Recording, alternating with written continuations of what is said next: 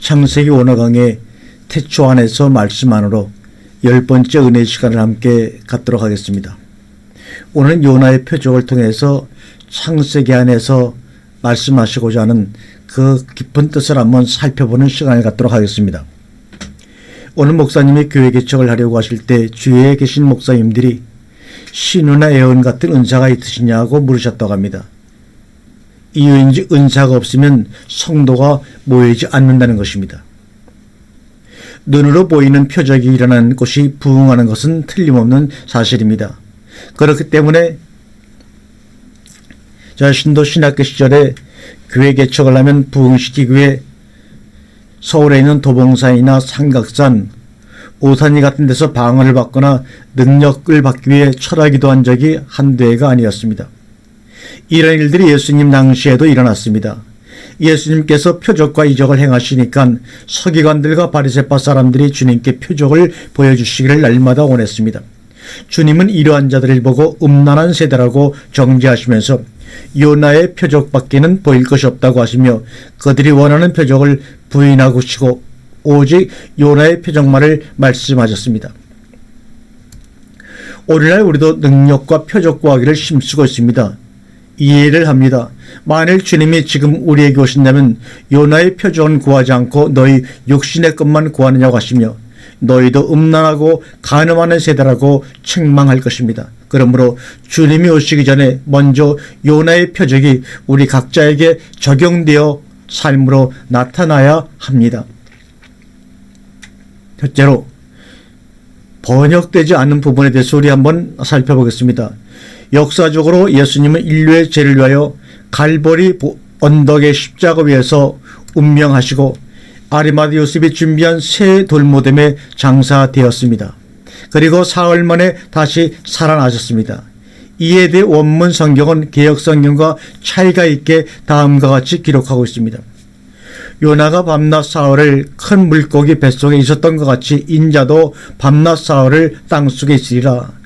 위에 말씀을 원문을 보면 사람의 아들이 땅의 마음속에서 이렇게 하면 사람의 아들이 땅의 마음속에서 밤낮 사흘 동안 있을 것이다입니다. 개역성경은 땅의 마음속에를 땅속에라고 번역하고 있습니다. 마음은 이 카르디아라고 하는 마음은 번역하지 않았습니다. 참으로 중요한 단어를 왜 빼먹고 번역을 하지 않았는지 정말로 이해가 안 되는 부분입니다. 상식적으로 볼 때 땅이 마음을 가지고 있다고 믿는 사람은 한 사람도 없습니다. 그러나 주님은 자신의 몸이 땅의 마음속에 들어가 사흘 동안 있을 것이라고 예언하셨습니다. 그러므로 우리는 역사적으로 십자가에 달리시고 돌무덤에 장사되신 예수 그리스도와 땅의 마음속에 들어가신 예수 그리스도를 분리해 해석하고 적용해야 합니다. 예수님은 돌무덤에 장사된 지 사흘 만에 부활하셨습니다. 이는 시간에 적용되는 역사적인 정확한 사건입니다. 반면에 바울은 예수 그리스도께서 부활하셨던 무덤 속을 또 다른 측면에서 말하고 있습니다. 이 무덤은 예수 그리스도와 함께 죽고 살아난 성도들의 몸으로 비유하고 있습니다. 로마서 6장 5절과 9절이 바로 그 말씀입니다. 그러므로 땅의 마음속에 계시겠다던 주님의 말씀도 이러한 관점에서 볼 때 그 의미를 깨달을 수가 있을 것입니다. 두 번째, 땅의 비유입니다. 땅의 마음속에 엔테카르디아 데스게스 카르디아. 그러면 왜 예수께서 땅의 마음속에 계셔야 하는가 하는 의문이 듭니다. 아마 이런 얘기는 여러분이 처음 들을 것입니다. 그러므로 한번 흥미를 가지고 깊게 경청해 보시기 바랍니다. 그러므로 땅과 마음에 대한 것이 해석이 되어야 합니다.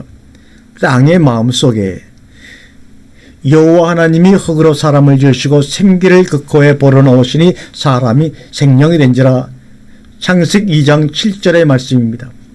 사람의 겉모습 즉 육체의 재료는 흙으로 구성되어 있습니다. 따라서 죽으면 한 줌의 흙으로 돌아가지만 살아있어도 흙과 같은 물질인 것입니다. 땅으로 빚어진 그 속에 하나님의 생기를 넣음으로 사람이 생명체가 되었습니다. 그런데 창세기 6장 11절 보니까 땅의 온 땅이 하나님 앞에 폐기하여 강포가 땅에 충만한지라. 노아 시대에 타락한 사람들을 땅으로 의인화시키고 있습니다. 그들은 마음이 강팍했다고 합니다. 예수님이 사역하실 때 땅을 네 종류의 사람으로 비유하시면서 천국 비밀을 깨닫고 너인 제자들과 천국의 비밀을 깨닫지 못하는 저인 두 종류의 사람으로 분류하시는 것을 마태복음 13장 10절서부터 24절까지에서 볼 수가 있습니다. 구속사적인 입장에서 땅은 사람을 비유하고 또 하나님의 말씀을 받는 사람으로 비유하고 있습니다. 그래서 세 번째, 땅의 마음이 뭔가? 신구약 성경은 마음을 인간의 내부, 마음, 심장, 정신, 의지, 이해력으로 나옵니다. 인간의 내부의 생명과 영혼의 모든 힘과 기능의 근원지이며 하나님을 향하는 신앙의 중심지로서 신앙적 뿌리이며 윤리적 행위를 결정하는 것이 바로 마음이라고 말합니다. 카르디아.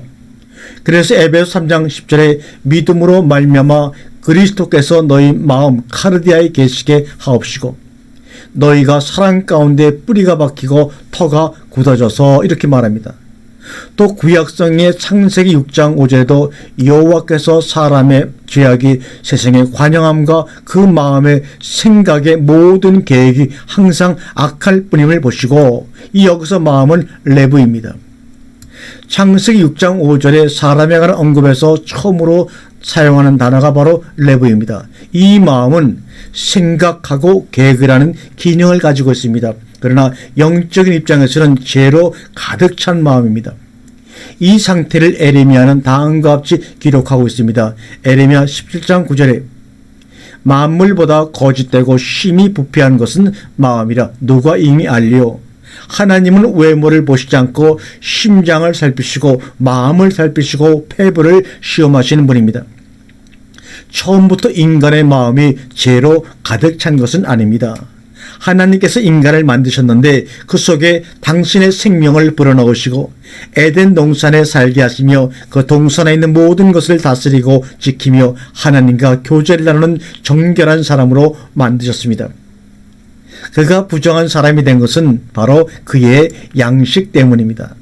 하나님께서는 에덴에서 나오는 모든 나무의 열매를 먹되 선과 악을 알게 하는 지식의 나무의 열매는 먹지 못하게 하셨습니다.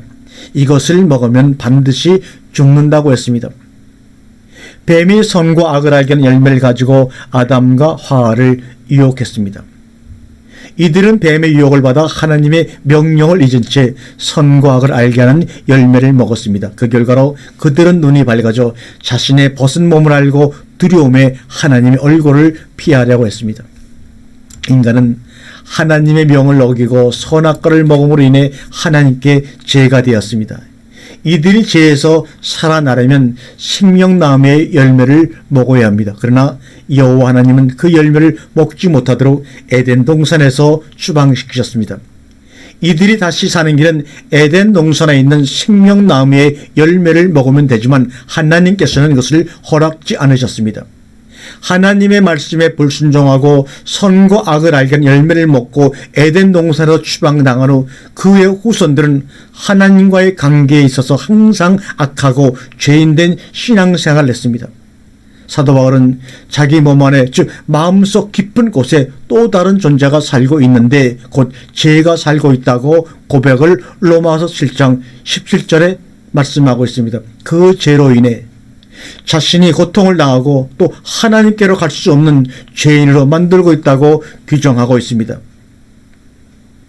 네 번째로 에베소 2장 3절에 전에는 우리도 다 그 가운데 우리 육체의 욕심을 따라 지내며 육체와 마음에 원하는 것을 하여 다른 이들과 같이 본질상 진노의 자녀이었더니 육체와 마음이 원하는 것이 뭔가? 육체와 마음이 원하는 것 곧 하나님의 진노가 임하는 일들을 하는 것을 말합니다. 이는 마음이 죄와 어둠으로 가득하기 때문에 나오는 것입니다. 여기서 벗어나려면 방법은 생명나무의 열매인 주님의 말씀을 드리면 됩니다. 그래서 여섯 번째로 마태복음 6장 5장 9절에 마음이 청결한 자는 복이 있나니 저희가 하나님을 볼 것이며 창세 이래로 죄인된 인류는 살아계신 하나님을 볼 수가 없습니다. 그 이유는 마음이 죄악으로 가득 차 있기 때문입니다. 예수님은 하나님을 볼 수 있으려면 먼저 마음이 청결해야 한다고 하셨습니다. 그러므로 마음이 청결하려면 마음속에 거하고 있는 죄의 어두운 것들을 먼저 제거해야 합니다. 내 마음에 있는 죄는 내 의지로 담은 것도 아닙니다. 그러므로 이제는 내 의지로 할 수가 없고 오직 죄가 없는 영원한 생명이신 예수 그리스도만이 처리할 수 있습니다. 이 일을 위해서 예수님께서 요나가 밤낮 싸울을 큰 물고기 뱃속에 있었던 것 같이 인자도 밤낮 싸울을 땅의 마음속에, 땅속이 아닙니다. 땅의 마음속에 있으리라. 마태복음 12장 42절에 예언하셨고, 바울은 그 예언이 우리가 알거니와 우리 옛사람이 예수와 함께 십자가에 못 박힌 것은 죄의 몸이 멸하여 다시는 우리가 죄에게 종노릇하지 아니하려 함이라고 로마서 6장 6절에 말씀하고 있습니다. 우리의 죄의 몸을 예수께서 처리하신 것을 말씀하고 있습니다. 예수님은 죽은 나사로를 살리시고 당시 인간의 의학으로는 고칠 수 없는 문둥병도 고치셨습니다. 더 놀라운 것은 물고기 2마리와 보리떡 5개로 5,000명을 먹이신 것, 배불리 먹이시고 12광줄에 차고 넘치는 기적과 표적을 행하여 주셨습니다. 이것을 보고 목격한 바리새인과 서기관들이 예수님께 표적 보여주기를 원했던 것입니다. 그러나 우리의 주님은 자신의 몸이 땅의 마음속에 들어가 밤낮 사흘 동안 있다가 나올 것이 표적 중에 표적이라고 알려주셨습니다. 이는 하나님 자녀들의 마음속에 사단이 거짓 것을 채워가지고 탐욕을 구하게 하고 우상을 숭배하는 등 사단의 종으로 전략시킨 것을 주님께서 오셔서 십자가에 죽으시고 부활하심으로 사망의 세력을 잡은 마귀를 멸하시고 하나님의 자녀들의 마음을 새롭게 변화시킬 것을 염두에 두고 하신 말씀입니다. 그러므로 모든 성도는 요나의 표적을 구하는 기도가 신앙의 근본이 되어야 합니다. 오늘날 죽은 자를 살리고 병든 자를 고치면 교회는 아마 벌떼같이 부흥할 것입니다.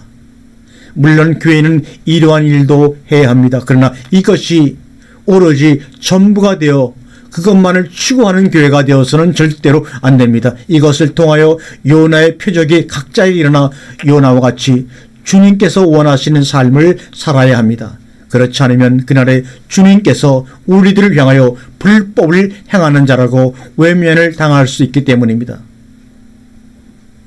다음에 아들의 영이 있는 마음. 갈라디아 4장 6절에 너희가 아들인 거로 하나님이 그 아들의 영을 우리 마음 가운데 보내사 아바 아버지라 부르게 하셨느니라.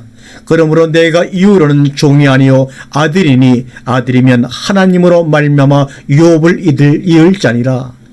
그리스도인들이 하나님을 아버지로 부를 수 있는 것은 아들의 영을 마음에 보내주셨기 때문입니다. 이 아들의 영을 통하여 하나님의 자녀가 되었고 살아계신 하나님으로 말미암아 하나님 나라의 유업을 이을 자가 되었습니다. 그러면 아들의 영이 있는 하나님 자녀들의 마음속은 어떤 형질로 채워져 있는지 알아야 합니다. 예수 그리스도로 말미암아 변화를 받은 마음에는 하나님의 법이 새겨져 있습니다. 이 법이 마음에 있는 자만이 하나님께서 그 죄를 기억하지 않으신다고 히브리서 10장 17절에 우리에게 분명히 말씀을 하셨습니다.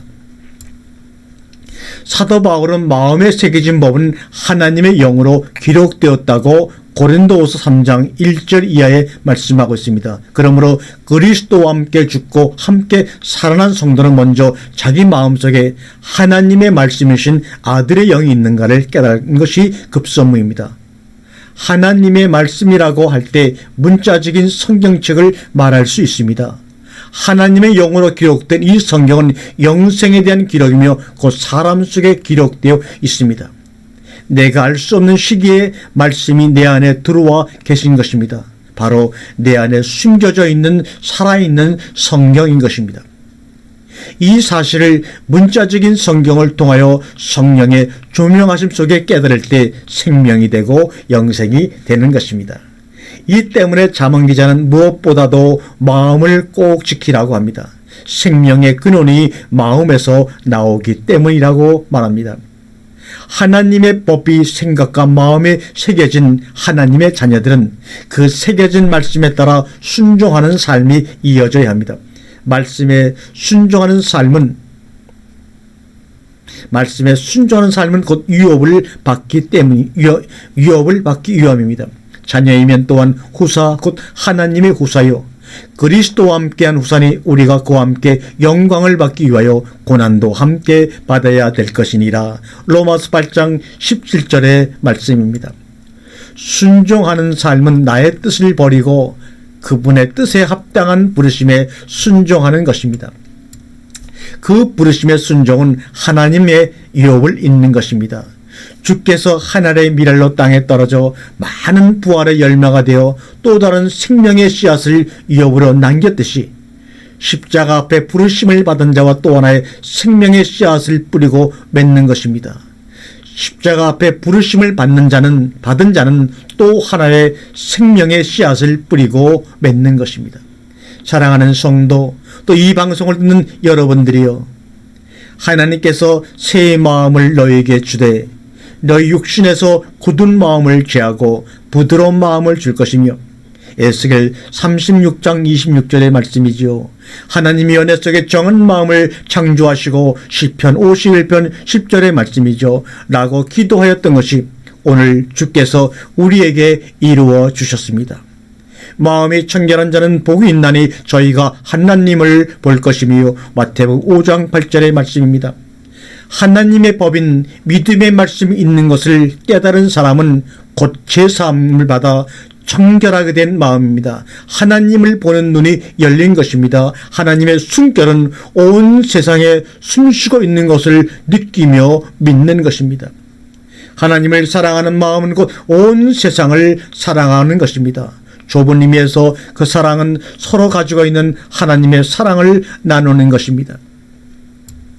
하나님은 그 아들의 희생의 대가로 어둠으로 가득 차 있던 마음을 생명의 새빛에 거하도록 변화시켜 놓으셨습니다. 그러므로 이 생명의 새빛을 보존하기 위해 날마다 내 안에 참빛이 거하시기를 힘쓰는 경건의 연습을 하는지, 아니면 육신의 몸을 위해 어둠의 빛을 몰고 오는지 이 시간에 생각해 보시길 바랍니다. 8번째로, 독사의 자식들아, 너희는 악하니 어떻게 선한 말을 할 수 있느냐? 이는 마음에 가득한 것을 입으로 말함이라. 선한 사람은 그 선에서 선한 것을 내고 악한 사람은 그 쌓은 악에서 악한 것을 내느니라. 마태복음 12장 34절 35절의 말씀입니다. 2000년 전에도 수많은 사람들이 능력을 받아 하나님의 일을 하려고 했습니다. 그러나 주님은 요나의 표적이 참 표적이라고 우리에게 가르쳐 주셨습니다. 우리는 내가 무엇이 되겠습니다. 내가 무엇을 하겠습니다. 하나님 능력 주세요. 라고 기도를 합니다. 그러나 아버지는 무엇을 하기보다는 하나님의 자녀로 성장하기를 먼저 원하신다는 사실을 우리는 모두 깨달아야 합니다. 아들이 성장하면 당연히 아버지가 걸어가신 길을 갈 것입니다. 주님은 아버지께 자신이 무엇이 되겠다고 기도한 적이 없습니다. 오직 하나님의 아들의 온전한 모습으로 성장되기를 기다리시며 아버지의 뜻에 순종하셨습니다. 수많은 표적과 이적을 구하기 위해 밤낮으로 부르짖는 이 시대에 주님께서 오시면 우리에게 또다시 요나의 표적밖에 보여줄 것이 없느니라고 하시지 않을까 하는 생각이 듭니다.